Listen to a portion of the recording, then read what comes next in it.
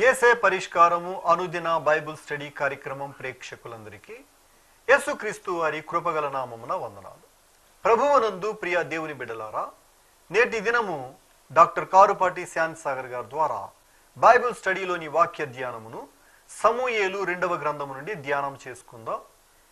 మీరందరూ సిద్ధపడి ఉంటే డాక్టర్ కారుపాటి శాంతి సాగర్ గారు ప్రార్థన చేసి ఈ దినపు వాక్య పరిచర్య చేస్తారు. ప్రభువునందు ప్రియ దేవుని బిడ్డలారా, ఈ రాత్రికాలపు వాక్య భాగం కొరకు సహకారాన్ని ఇస్తున్న కుటుంబం పత్తేబాద వాస్తవ్యులు కీర్తిశేషులు బండి అబ్రహాం గారు, బండి సుజ్ఞానమ్మ గారుల జ్ఞాపకార్థం మనములు తాళ్ళూరి రోని అభిషేక్, తాళ్ళూరి రూబీ అర్పణ్ అభిలాష్ మరియు తాళ్ళూరి జాన్ మాస్టర్ గారు, తాళ్ళూరి విజయ కమల గారు సహకారాన్ని ఇస్తూ ఉన్నారు. ఈ కుటుంబానికి ప్రత్యేక కృతజ్ఞతలు తెలియజేస్తున్నాను. నూతనంగా చేపట్టిన గృహ నిర్మాణం ప్రభు ఆశీర్వదించినట్లు ప్రార్థించమని ప్రార్థన మనవినిచ్చారు. వీరి కొరకు ప్రార్థన చేద్దాం. దయచేసి తలలో వంచండి, ప్రార్థనలో ఏకీభవించండి. మమ్మల్ని మిక్కిలిగా ప్రేమిస్తున్న మా ప్రియ ప్రభు, మీకు వందనాలు.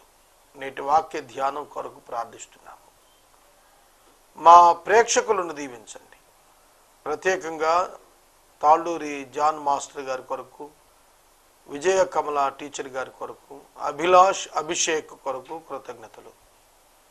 ప్రభు, మీ దాసులు అబ్రహాం గారు, సుజ్ఞానమ్మ గారు మీ సన్నిధికి చేరిన సందర్భంగా బిడ్డలు జ్ఞాపకార్థంగా ఇచ్చిన ఎపిసోడ్ సహకారాన్ని బట్టి కుటుంబాన్ని ఆదరించమని ప్రార్థన చేస్తున్నాం. ప్రత్యేకంగా వారు తలపెట్టిన గృహ నిర్మాణాన్ని సంపూర్తి చేయండి. ఆటంకం లేకుండా సహాయం చేయండి. ప్రతి అవసరం తీర్చండి. ఎపిసోడ్ సహకారులను పంపించండి. ప్రభు, మీ కృప విస్తారముగా దయచేయండి. మా రక్షకుడైన యేసయ్య ద్వారా వేడుకొనుచు ఉన్నాం తండ్రి, ఆమేన్. ప్రభువునందు ప్రియ దేవుని బిడ్డలారా, దయచేసి మీ పరిశుద్ధ బైబిల్ గ్రంథాన్ని తెరిచి సమూయేలు 2వ గ్రంథము 7వ అధ్యాయము మీ ఎదుట ఉంచుకొనండి. సమూయేలు 2వ గ్రంథము 7వ అధ్యాయం ప్రారంభం. దావీదును దేవుడు విజయాలు పొందేటువంటి వానిగా ఆశీర్వదించాడు. శత్రువుల మీద దావీదునకు జయాన్ని దేవుడు అనుగ్రహించిన తర్వాత దావీదు దేవునికి కృతజ్ఞతగా దేవుని మందిరాన్ని నిర్మాణం చేయాలనే తలంపునకు వచ్చాడు. నాతాను ప్రవక్తను పిలిచి తన ఆశను పంచుకున్నప్పుడు నాతాను ప్రవక్త దానిని ఒప్పుకున్నాడు. అయితే దేవుడు దావీదు మందిరం కట్టకూడదని అతను కుమారుని తాను ఏర్పరచుకున్నాడనేటువంటి వివరణ తెలియచేశాడు. వాటి విశేషాలు మనం ఈ అధ్యాయంలో ధ్యానం చేస్తాం. చదువుకుందాం. చూడండి. యెహోవా నలుదిక్కుల అతని శత్రువుల మీద అతనికి విజయమిచ్చి అతనికి నెమ్మది కలుగజేసిన తరువాత రాజు తన నగరియందు కాపురముండి నాతాను అను ప్రవక్తను పిలువనంపి, నేను దేవదారు మ్రానుతో కట్టిన నగరియందు వాసము చేస్తుండగా దేవుని మందసం డేరాలో నిలిచి ఉన్నది అని అనెను. మొదటి వచనంలో నలుదిక్కుల అనే పదం అండర్లైన్ చేయండి. నలుదిక్కుల శత్రువులను అణగదొక్కటానికి దేవుడు సహాయం చేశాడు. దిక్కులు 4గా చెబుతున్నాడు. తూర్పు, పడమర, ఉత్తరం, దక్షిణం దిశలలో ఉన్నటువంటి శత్రు రాజుల సంహారం విజయోత్సవంతో చేయగలిగాడు దావీదు. దీనికి కారణం దేవుడు జోక్యము. దేవుడు జోక్యము తీసుకున్నటి ద్వారా, దేవుడు విజయాన్ని ఇవ్వటం ద్వారా దావీదు విజయాలను నమోదు చేయగలిగాడు. అతనికి నెమ్మది కలిగింది. మనం ఇక్కడ గ్రహించాల్సినటువంటి ప్రాముఖ్యమైన అంశం ఏమిటంటే, దేవుడు నెమ్మది కలుగు చేయుటకు ముందు యుద్ధాలను ఇచ్చాడు. జాగ్రత్తగా ఈ మాట మీరు గుర్తుంచుకోవాలి. దేవుడు తన యొక్క సేవకుడైనటువంటి దావీదునకు నెమ్మది కలుగ చేయటానికి, అతని దేశానికి నెమ్మది కలుగ చేయటానికి ముందుగా శత్రువులను నాశనం చేశాడు. ఆధ్యాత్మికంగా అన్వయించుకుంటే ఒక వ్యక్తి యొక్క జీవితంలో నెమ్మది రావాలి అని అంటే అతని శత్రువులను అతడు జయించాలి. అనగా అతడు లోకమును జయించాలి, అపవాదిని జయించాలి, శరీరాన్ని జయించాలి. ఈ మూడు శత్రువులు లోకము, లోకపు ఆశ, లోకపు నటన, దీన్ని జయించాలి. శరీరం, శరీరం ఎట్లా శత్రువు? పరిశుద్ధుడైన పౌలు రోమాపత్రికలో 7వ అధ్యాయంలో రాస్తూ వచ్చాడు, నేనేది చేయగోరుచున్నానో దానిని చేయటం లేదు, ఏది చేయకూడదనుకుంటున్నానో దాన్ని చేస్తున్నాను. ఇట్టి పాప నియమము కలిగిన శరీరములో నేను ఉండి కొట్టుకుంటున్నానన్నాడు. ప్రియా దేవుని బిడ్డలారా, అయ్యో నేనెంత దౌర్భాగ్యుడను అని విలపించాడు. ఇట్టి ఘోర మరణం నుంచి ఎవరు విడిపిస్తారు? ఆయనను క్రీస్తు యేసునందు జీవమునిచ్చు నియమం చేత పాపము యొక్క నియమాన్ని నశింపజేసిన దేవాది దేవునికి కృతజ్ఞతాస్తుతులు అర్పిస్తున్నాను, క్రీస్తునందున్న వానికి ఏ శిక్షా విధి లేదని రాస్తున్నాడు. ఒక వ్యక్తి యొక్క జీవితంలో నెమ్మది కలగాలనగా శత్రువులు నాశనం కావాలి. అపవాదిని మనం జయించిన వారంగా ఉండాలి, శోధనను జయించిన వారంగా ఉండాలి, శోధకుణ్ణి జయించిన వారుగా ఉండాలి, శరీర ఇచ్ఛలను జయించిన వారంగా ఉండాలి. అప్పుడే మన జీవితంలో నెమ్మది వస్తుంది. లేకపోతే కన్ఫ్యూజన్, లేకపోతే అపవాది ప్రభావం చేత అసమాధానం. ఎప్పుడైతే లోకమును మనం జయించుతామో లోకములో ఉన్న నరులందరితో మనకు సమాధానం వస్తుంది. ఎవరిని మనం శత్రువుగా ద్వేషించాం. లోకములోని నరులు కాదు శత్రువులు, లోకములో ఉన్నటువంటి నటన, నేత్రాశ, శరీరాశ, జీవపుడంబం ఉన్నవే ఇవి లోకములోనివి, ఇవి దేవుని వల్ల కలిగినవి కాదు. వీటిని జయించాలి, అప్పుడే నెమ్మది కలుగుతుంది. జయించాలి అంటే దేవుని శక్తితో మాత్రమే సాధ్యం. మనుషుడు స్వయంగా జయించలేడు. తన సొంత బలముతో, తన సొంత శక్తితో, జ్ఞానముతో, ఆధ్యాత్మికతతో జయించలేడు. కేవలము దేవుని కృప చేత, దేవుని అనుగ్రహం చేత, దైవాత్మ యొక్క శక్తి చేత మాత్రమే జయించగలుగుతాడు. ఈ రాత్రి వాక్యం వింటున్న సహోదరుడా, సహోదరి, యేసుక్రీస్తు ప్రభువు మనకు నెమ్మదినివ్వటానికి వచ్చాడు,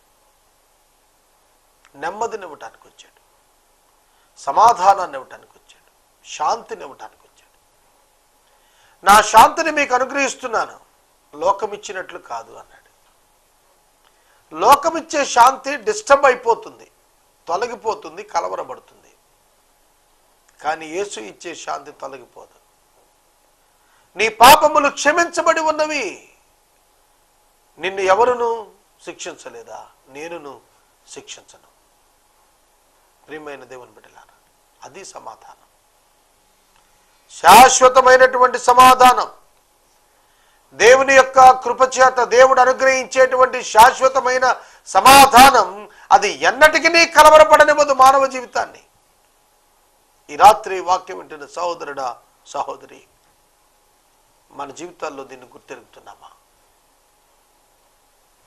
ఇట్టి సమాధానం పరిశుద్ధాత్మని చేత కృమ్మరించబడుతోంది, మన అంతరంగంలో పోయబడుతోంది, నింపబడుతోంది. ఏది మిమ్మల్ని కలవరపడనివ్వదు. యోహాను 14లో చెబుతున్నాడు ప్రభు, 14వ అధ్యాయం 1వ వచనంలో, మీ హృదయాలను కలవరపడనివ్వకండి, దేవుని యందు విశ్వాసం ఉంచుతున్నారు, నా యందు విశ్వాసం ఉంచండి. ప్రభు అయిన క్రీస్తునందు నీ విశ్వాసం ఉంచినట్లయితే నీ హృదయం కలవరపడకుండా ఉంటుంది. లోకాన్ని జయిస్తావు, శత్రువుని జయిస్తావు, శరీరాన్ని జయిస్తావు, శరీరేచ్ఛలను జయించి తీరుతావు. అప్పుడే నీకు నెమ్మది. నలుదిక్కుల అన్ని ఆల్ ద ఏరియాస్ అన్ని విభాగాలలో నీకు నీ ఆధ్యాత్మిక జీవితానికి శత్రువు లేకుండా చూసుకోవాల్సిన బాధ్యత నీదే. అందుకు నీవు చాలా మెళకువగా ఉండాలి,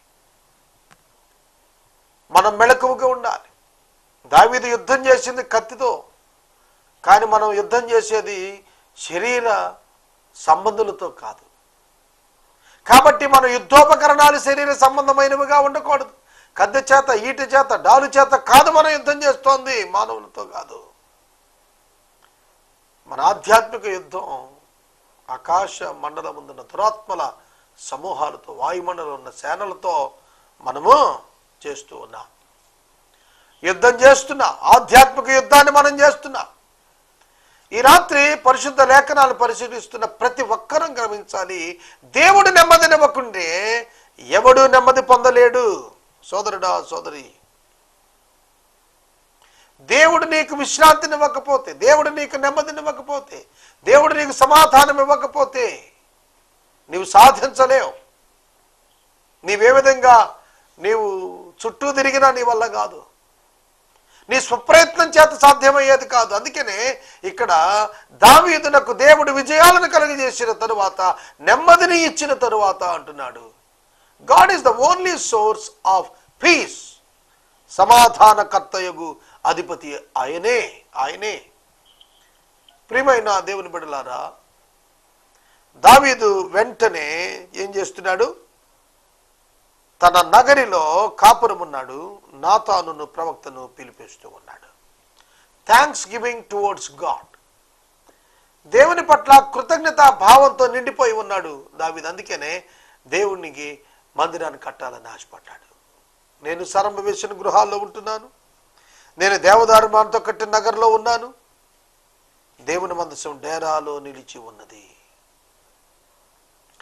దేవుని మందసము డేరాలో నిలిచి ఉన్నది. ప్రియమైన దేవుని బిడ్డలారా, అండర్లైన్ చేసుకోండి. దేవునికి ఏ విధమైన అభ్యంతరం లేదు. డేరాలో ఉందా మందసం, బిల్డింగ్లో ఉందా, బంగారం బిల్డింగ్లో ఉందా, అట్లాంటి ఆయనకేం సంబంధం లేదు. ఆయన్ని పెద్ద విచారించేది ఏమీ కూడా లేదు ఇందులో. దేవుడు సొలొమోను మహారాజుతో మాట్లాడుతూ ఉన్నప్పుడు, నేను మనుషులను నా కొరకు మందిరం కట్టమని నేను ఎన్నడూ కూడా అడగలేదన్నాడు. నా కొరకు మందిరం కట్టించండి అని చెప్పి నేను మిమ్మల్ని ఎన్నడూ కోరలేదే. నా నామఘనత కొరకు నేను తగిన సమయంలో యెరూషలేమును ఏర్పాటు చేసుకున్నాను.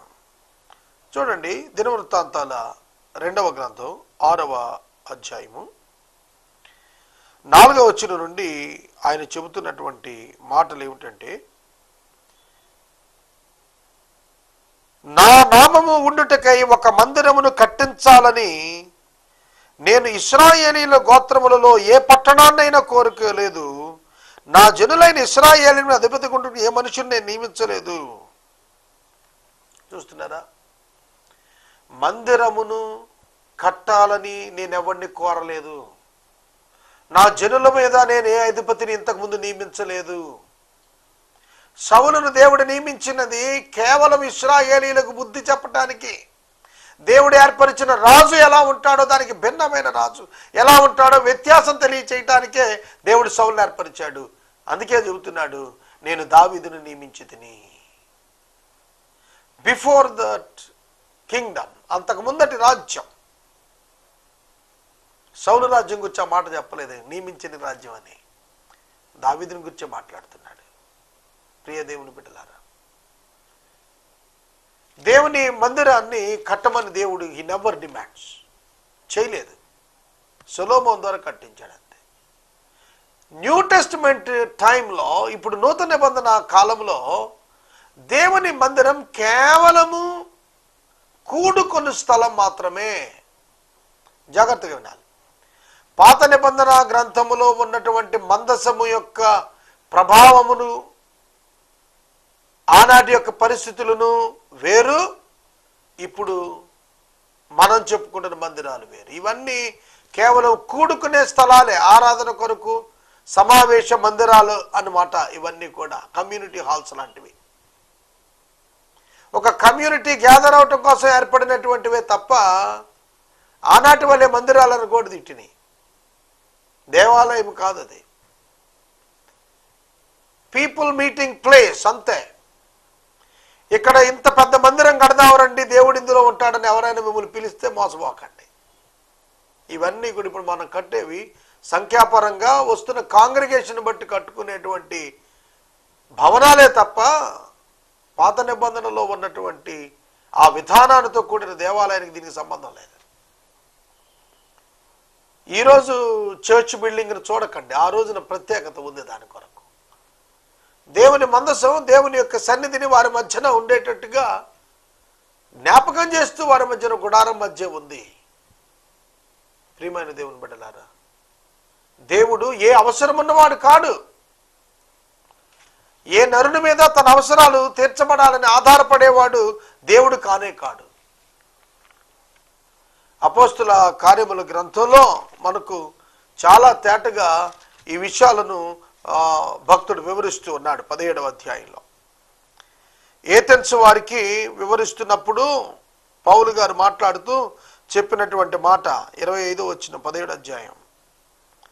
ఆయన జగత్తును అందరి సమస్తమును నిర్మించిన వాడు ఆకాశమునకు భూమికి ప్రభువు అయినందున హస్తకృతమైన ఆలయాల్లో నివసించడు. న్యూ టెస్టిమెంట్ పీరియడ్లో హస్తకృతమైన ఆలయాల్లో నివసించడు.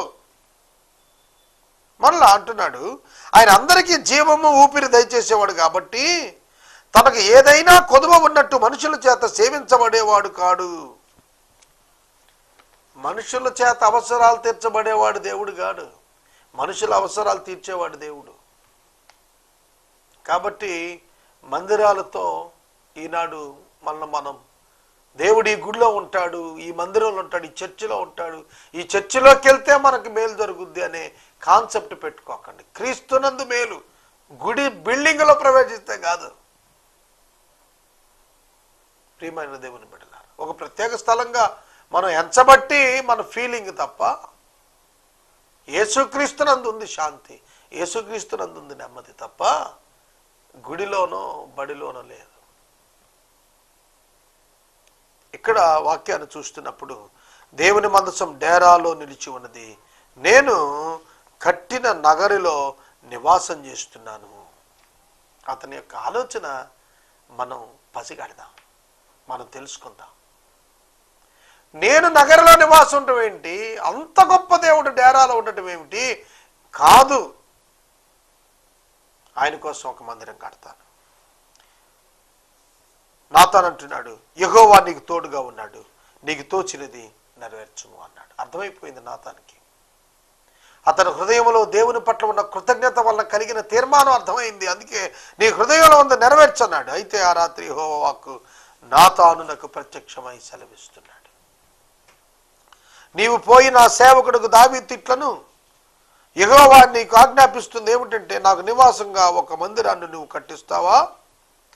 ఐగుప్తులో నుండి నేను ఐగుప్తులను రప్పించిన నాటి నుండి నేటి వరకు మందిరంలో నివసింపక గుడారములోను డేరాల్లోనూ నివసిస్తూ సంచరించుదని, ఇశ్రాయేలీలతో కూడా నేను సంచరించిన కాలమంతయు నా జనులను పోషించుడని నేను ఆజ్ఞాపించిన ఇశ్రాయేలు గోత్రములు ఎవరినైనాను దేవదారుమయమైన మందిరముడు మీరు నాకు కట్టపకపోతే అని నేను ఎన్నడైనను అడిగి ఉంటినా. కాబట్టి నీవు నా సేవకుడుకు దావీదుతో చెప్పుము, యెహోవా సెలవిస్తుంది మనక, గొర్రెల కాపులో ఉన్న నిన్ను గొర్రెల దొడ్డోల నుండి తీసి ఇశ్రాయేలీయులను నా జనుల మీద అధిపతిగా నియమించితిని. నీవు పోవు చోట నెల నీకు తోడుగా ఉండి నీ శత్రువులు నువ్వు కూడా నిర్మూలన చేసి భూమిలోని గనులైన వారి కలుగు పేరు నీకు కలుగు చేసి ఉన్నాను. మరియు ఇశ్రాయేలీయులను నా జనులు ఇక కదలింపబడకుండా తమ స్వస్థల ముందు నివసించున్నట్లు దాని యందు వారిని నాటి, పూర్వం ఇశ్రాయేలీయులను నా జనుల మీద నేను న్యాయాధిపతులు నియమించిన తర్వాత జరుగుతూ వచ్చినట్టు దుర్బుద్ధి గల జనులు ఇక వారిని కష్టపెట్టకుండానట్లుగా చేసి నీ శత్రువుల మీద నీకు నెమ్మదిని నేను కలుగు చేసినాను. మరియు యెహోవాకు నేను నీకు తెలియజేయదే మనకు నేను నీకు సంతానం కలుగజేస్తాను. నీ దినములు సంపూర్ణమైనప్పుడు నీవు నిద్రించిన తర్వాత నీ గర్భంలో నుండి వచ్చిన నీ సంతతిని హెచ్చించి రాజ్యం అతనికి స్థిరపరుస్తాను. అతడు నా నామఘనత కొరకు ఒక మందిరాన్ని కట్టిస్తాడు. అతడు రాజ్యము సింహాసనము నేను నిత్యము స్థిరపరుస్తాను. నేను అతనికి తండ్రినై ఉంటాను, అతడు నా కుమారుడే ఉంటాడు. చూడండి, దేవుడు మాట్లాడుతున్న మాటలు చాలా గంభీరమైనవి. నాన్ స్టాప్ సంభాషణ చేస్తున్నాడు ఇక్కడ. దీనిని మనం ఆలోచన చేయాలి. ఎటువంటి సంభాషణ చేస్తున్నాడు దేవుడు ఇక్కడ? చాలా చక్కటి సంభాషణ. ఏమిటంటే దావీదుతో ఇట్లాను, నీవు నాకు ఒక నివాసముగా మందిరాన్ని కట్టిస్తావా? David's attitude is good and perfect. దావీదు యొక్క ఉద్దేశం మంచిది, ఖచ్చితమైనది. అయినప్పటికీ గాడ్స్ విల్, దేవుని చిత్తంతో అది టాలీ అవటం లేదు. మంచి ఉద్దేశం ఉన్నప్పటికీ కూడా, మంచి ఆశ ఉన్నప్పటికీ కూడా దైవ చిత్తం లేకపోతే దానిని తలపెట్టడానికి వీలు లేదు. దాన్ని తలపెట్టడానికి వీలు లేదు. ఎందుకంటే దావీదు యొక్క చేతులు రక్తం చిందించాయి. దేవుని యొక్క మందిరం నిర్మాణం చేయటానికి రక్తం చిందించిన చేతులు పనికిరావు. యేసుక్రీస్తు ప్రభువు యొక్క సారూప్యంలో ఉన్నటువంటి, మాదిరిలో ఉన్నటువంటి సొలొమోను దాన్ని కడతాడనేది వివరం చెబుతూ వచ్చాడు. చాలా గొప్ప మాటలు మాట్లాడుతూ ఉన్నాడు. నేను ఎన్నడైనా నాకు దేవదారుమయమైనటువంటి మందిరం కట్టకపోతురా అని నేను అడిగానా? నువ్వు కడతావా? చూడండి ఆయన ప్రశ్నలు చూడండి ఏ విధంగా ఉన్నాయో. ఆయన అడుగుతున్నటువంటి ప్రశ్నలు గంభీరంగా ఉంటున్నాయి. నేను అడిగానా? ఇవాళ చాలామంది మనం సేవ చేస్తున్నాం ఉంటున్నాం. Are you appointed for that work? మనం దానికి నియమించబడ్డామా? మనం దాని కొరకై ప్రత్యేకించబడ్డామా? మనం దాని కొరకై పనిచేస్తున్నాము అంటే ఆయన అనుమతి మన జీవితాల ఆమోదం ఉందా అనేది మనం ఆలోచన చేసుకోవాలి. న్యూ టెస్టిమెంట్ పీరియడ్లో ప్రతి బిలీవర్ కూడా దేవుని పని చేయవచ్చును. అయితే ప్రతి విశ్వాసి కూడా సువార్త పని చేయవచ్చు, దేవుని పని చేయవచ్చు, దేవుని సాక్షిగా ఉండవచ్చు. అయితే కొన్ని స్పెషల్ ఇష్యూస్ మినిస్ట్రీస్లో కొందరిని దేవుడు ఏర్పాటు చేసుకుంటాడు. పులిని చూసి నక్క వాత పెట్టుకున్న చందాన కాకూడదు. వారు సభ పెట్టారు కనుక నేను సభ, బయటికి సేవలా కనిపిస్తుంది కానీ కక్ష చేతో మిష చేతో జరుగుతున్నటువంటి విధానమే తప్ప మరొకటి కాదు. చూడండి ప్రియ దేవుని బిడ్డలారా, మన యొక్క వ్యక్తిగత జీవితాల్లో దేవుడు మనల్ని ప్రశ్నించే పరిస్థితిలోకి మనం రాకూడదు. తప్పక ఆయన ప్రశ్నిస్తాడు.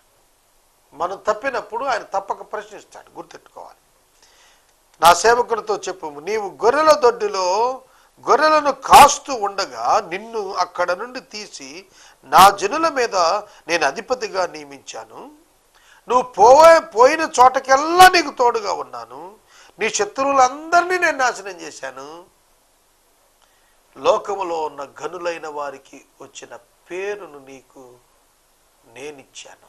It's a wonderful statement. ఈ మాట అసలు చాలా గంభీరమైన మాట. లోకములోని ఘనులైన వారి కలుగు పేరు నీకు కలుగు చేశాను. దేవుడు పేరు కలుగు చేస్తే శాశ్వతంగా ఉంటుంది, ప్రభావవంతంగా ఉంటుంది. లోకములో ఉన్న గొప్పవారు వారి టాలెంట్స్ ప్రకారం, వారి శ్రమ ప్రకారం వారు పైకి వస్తే కృప ద్వారా పైకొచ్చినటువంటి వ్యక్తులుగా విశ్వాసులు కనిపిస్తూ ఉన్నారు. అవునండి, కృప ద్వారా పైకి వచ్చిన వారు, కృప ద్వారా వర్ధిల్లినటువంటి కుటుంబాలు, కృప ద్వారా అభివృద్ధిలోకి వచ్చినటువంటి వారు.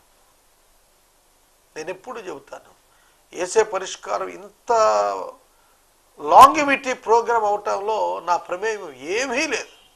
కృప ద్వారానే వచ్చింది. అది చాలా చిన్ని ప్రయత్నం కూడా నా జీవితం ద్వారా ఇది నేను చేయగలిగాను అనేది లేదు. అంతా ఆయనే చేశాడు, అంతా ఆయనే భరించాడు. ఇంకొంచెం చెప్పాలంటే నన్ను కూడా ఆయనే భరించాడు. అయోగ్యుడిని అయిన నన్ను కూడా ఆయన భరించి నన్ను సరి చేసుకుని నన్ను వినియోగించుకున్నాడు. నాకు దీవెన ఇచ్చాడు, నాకు ఆశీర్వాదం ఇచ్చాడు. ఈ గొప్ప పరిచర్యలో పాలుభాగస్తులు అవడం ద్వారా నేను దీవించబడ్డాను. దావీదుకు దేవుడు రిమైండ్ చేస్తున్నాడు, నీ స్థాయి ఎక్కడుండేది, నేను ఎక్కడికి తీసుకొచ్చాను, నీకు ఎటువంటి పేరునిచ్చాను. అంతేకాదు నా ప్రజలైన ఇశ్రాయేలీలు కదిలింపబడకుండానట్లుగా, స్వస్థలాల్లో ఉండేటట్లుగా శత్రువులను నేను నిర్మూలన చేశాను. ఇశ్రాయేలీలు యుద్ధాలు చేసినట్టు కనపడినా ఇశ్రాయేలీల యొక్క ఘనత వల్ల కాదు వారి అభివృద్ధిలోకి వచ్చింది, నా వలన అని దేవుడు చెబుతున్నాడు. సోదరుడా, సోదరి, it's all because of God. There is stability because of God. దేవుని యొక్క కృప వలన వారు స్థిరపడ్డారని రాస్తున్నాడండి. స్వస్థలంలో స్థిరపడ్డారు. వాళ్ళు ఎటు పారిపోకుండా నేనే కాపాడుతూ వచ్చాను, అవసరం లేకుండా చేసినట్లాంటిది అన్నాడు. నీ జీవితంలో స్థిరపడటం దేవుని వల్ల సాధ్యం. మనల్ని స్థిరపరచువాడు ఆయనే. శత్రువుల మీద జయమిచ్చి నెమ్మది కలుగు చేశాను, నేను నీకు సంతానం చెల్లించేస్తాను. దుర్బుద్ధి కలిగిన జనులు కష్టపెట్టకుండానట్లుగా కాపాడుతూ వచ్చానన్నాడు. ప్రియ దేవుని బిడ్డలారా, మీపై కూడా దుర్బుద్ధి గల జనులు ఇక కష్టపడకుండా చేసేటట్లుగా, మిమ్మల్ని కష్టపెట్టేట్లు చేయకోకుండా నిరోధించగలిగినటువంటి వాడు దేవుడు. మనల్ని తప్పిస్తున్నవాడు దేవుడు. శ్రమ నుండి, ఆపదల నుండి, అవమానము నుండి, అక్రమము నుండి తప్పిస్తున్నవాడు మన దేవుడు. ఆనాడు దావీదుని చేసినట్లే ఈనాడు మనకును చేస్తున్నాడు. మార్పు లేనటువంటి దైవం ఆయన. నీకు సంతానం కలుగు చేస్తాను అని చెబుతున్నాడు. అప్పటికే చాలామంది సంతానం ఉన్నారు కదా. నూతనంగా రాబోతున్న సంతానాన్ని గురించి మాట్లాడుతున్నాడు. నీకు సంతానం కలుగు చేస్తాను, అతడు రాజ్యము నేను హెచ్చిస్తాను, అతను స్థిరపరుస్తాను, నా నామఘనత కొరకు అతడు మందిరాన్ని కట్టిస్తాడు, అతను రాజసింహాసనం నేను నిత్యం స్థాపిస్తానన్నాడు. రేపటి వాక్య ధ్యానంలో 11వ వచనంలోని 2వ భాగం నుంచి నేను నీకు సంతానం కలుగు చేస్తాను అనే మాట దగ్గర నుంచి రేపటి వాక్య ధ్యానం ధ్యానిద్దాం. ఎపిసోడ్ సహకారులు లేరు రేపటి నుండి, దయచేసి ముందుకు రావాలని మనవి చేస్తూ ఉన్నాం. ఈ రాత్రి కాలపు ఎపిసోడ్కు సహకారం ఇచ్చిన కుటుంబం పత్తేబాద వాస్తవ్యులు, కీర్తిశేషులు బండి అబ్రహాం గారు, సుజ్ఞానమ్మ గారుల జ్ఞాపకార్థం మనములు రోని, అభిషేక్, రూబీ, అర్పణ్, అభిలాష్ మరియు అబ్రహాం గారి కుమార్తె తాళ్ళూరి కమల విజయ గారు, వారి భర్త గారు జాన్ మాస్టర్ సహకారమిస్తున్నారు. ఈ కుటుంబాన్ని ప్రభు దీవించునుగాక. మనము ఇంతవరకు డాక్టర్ కారుపాటి శ్యామ్సాగర్ గారి ద్వారా బైబిల్ స్టడీలోని వాక్య ధ్యానమును సమూయేలు 2వ గ్రంథము నుండి ధ్యానం చేసుకున్నాం. ఈ కార్యక్రమం ద్వారా మీరు పొందుకున్న ఆత్మీయ మేలులు ఒక ఉత్తరం ద్వారా మాకు తెలియచేయండి. మీ ప్రార్థనా మనవులు మాకు తెలియచేస్తే ఏసే పరిష్కారం కార్యాలయంలో ఏర్పాటు చేసిన ప్రత్యేక ప్రార్థనా శిబిరంలో మీ కొరకు ప్రార్థిస్తాం.